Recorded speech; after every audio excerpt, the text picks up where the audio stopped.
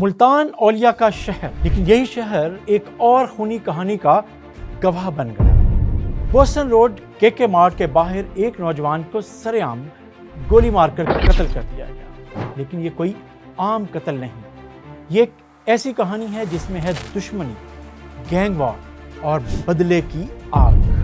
ذرائع کے مطابق مقتول طاہر فرید چند ماہ پہلے ہی ایک قتل کیس میں جیل سے رہا ہو کر باہر آیا تھا، اور یہی وہ نقطہ ہے جہاں سے یہ کیس خطرناک ہو جاتا ہے۔ سوال اٹھتا ہے کہ کیا یہ صرف ایک اتفاق تھا یا پھر سوچی سمجھی ٹارگٹ کلنگ، کیونکہ طاہر فرید پر ایک نہیں بلکہ دو قتل کے مقدمات درج رہے ہیں، ایک اپنے ہی بہنوئی کے قتل کا چند سال پہلے اور دوسرا علاقے کے ایک نوجوان سمیر خان کا، اور یہیں سے شروع ہوتی ہے گینگ وار کی کہانی۔ کہا جاتا ہے کہ اس علاقے میں دو گروپ سرگرم، ایک ہے پٹھان گروپ اور دوسرا بابر گروپ، دونوں کے درمیان اثر و رسوخ اور اجارہ داری کی جنگ چل رہی ہے۔ پہلے اس جنگ میں پٹھان گروپ کا سمیر خان مارا گیا اور اب ممکنہ طور پر اسی کا بدلہ لیا گیا۔ پولیس کے مطابق واقعے کے وقت طاہر فرید اپنی اہلیہ کے ساتھ کے مارٹ آیا، لیکن اسے معلوم نہیں تھا کہ اس کی ہر حرکت پر نظر رکھی جا رہی ہے،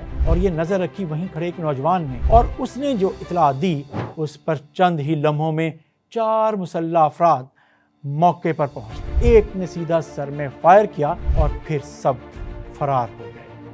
کہا جاتا ہے کہ حملہ آور اس وقت بلوچستان کی طرف فرار ہو چکے ہیں اور ان کی لوکیشن وہاں مل رہی ہے۔ پتہ نہیں وہ وہاں پر ہیں یا نہیں، لیکن ان کے فون کی ٹریس وہاں ہو رہی ہے۔ پولیس نے مقدمہ تو درج کر لیا زیر دفعہ 302، 148، 149 اور 109 کے تحت، لیکن اصل سوال ابھی باقی ہے کہ کیا ملتان میں گینگ وار شروع ہو چکی ہے؟ کیا شہری اب مکمل محفوظ ہیں؟ کیا یہ خون کا کھیل یہیں رکے گا یا آگے بڑھے گا؟ یہ صرف ایک قتل نہیں، ایک خطرناک رجحان ہے، ایک ایسی جنگ جو سڑکوں تک آ چکی ہے اور شاید ابھی ختم نہیں ہوئی، کہانی ابھی باقی ہے۔